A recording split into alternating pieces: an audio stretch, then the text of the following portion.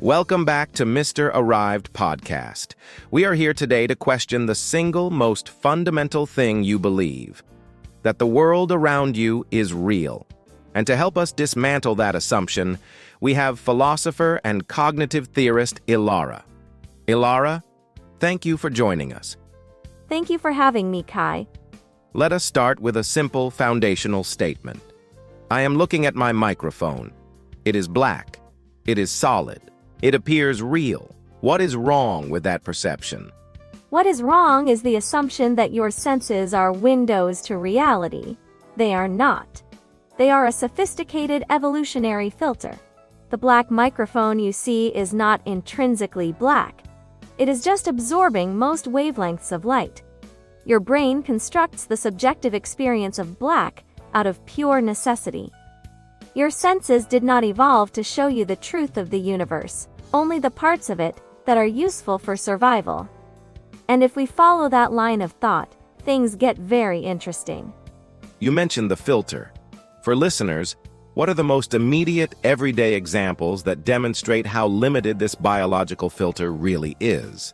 The examples are all around us. Think about sound. We hear a range of vibrations we call sound.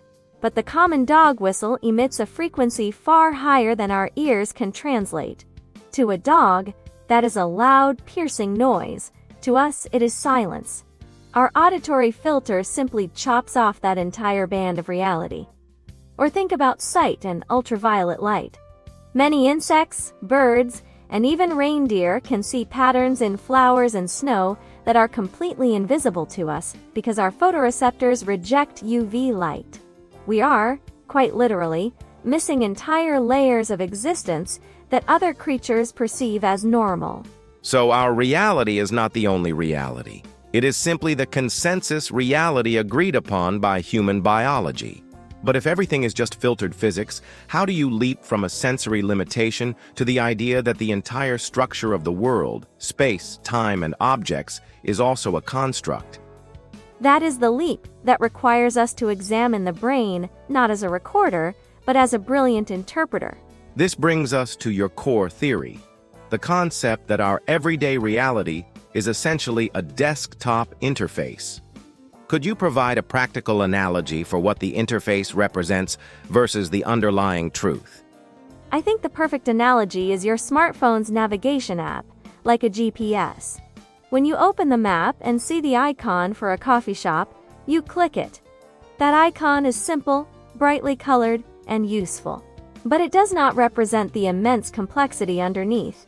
The satellite signals, the lines of code calculating the shortest path, the radio waves connecting the device to a global network. That icon is just a convenient tool.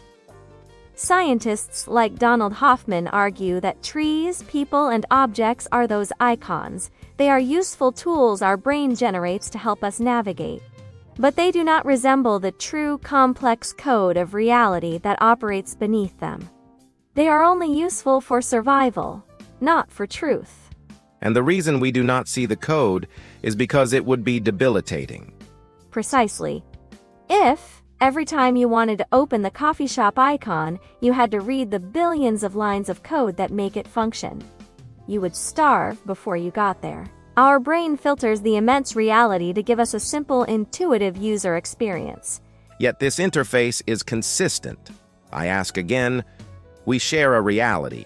If I pour water on the floor, it flows in accordance with gravity. If I stub my toe, it hurts. We have a shared constraint. If the world is a simulation, how do you explain the absolute rigidity and reliability of our laws of physics? That shared constraint is the programming itself. If we are in a meticulously rendered simulation, the physics are just the rule set within the game engine. Think of clipping in a video game. Sometimes a player object will briefly pass through a wall. It is a glitch, a momentary failure of the shared programming. Those events are rare because the code is robust. The laws of physics are simply the robust rules the simulation enforces to maintain internal consistency. They are not the ultimate truth of the cosmos. They are the rules of this game. Every time a scientist observes an anomaly, We are arguably observing a tiny momentary clip of reality breaking the interface rules. So the interface we share is what makes us believe this is objective reality. Yes, because we share the same operating system, the same biological AR glasses. We are collectively generating this experience. Elara, let us bring this down to the core philosophical punch. If we cannot perceive the true reality and the filtered reality we live in is consistent, and it allows us to build cities, feel love, and write symphonies, then I must ask you, does it matter? Is not this functional filter by every practical metric our reality? That is the most human question of all. The search for the true reality may indeed be futile.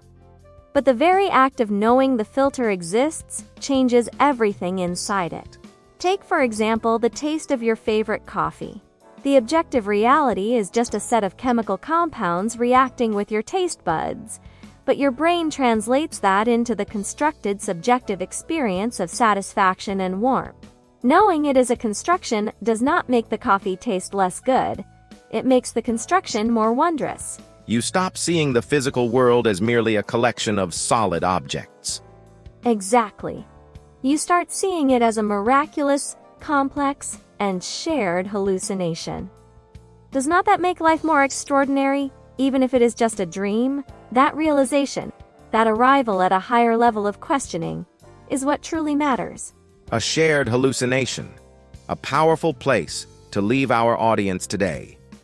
Elara, thank you so much for this mind-bending conversation. My pleasure. We want to hear what you think. If you genuinely believe we are living in a filtered or simulated reality, what is one thing you would try to see through the code of the simulation? Head down to the comments right now and tell us your answer. Do not forget to like this video, hit the subscribe button, and ring the notification bell so you do not miss our next episode. Thanks for tuning in to Mr. Arrived Podcast.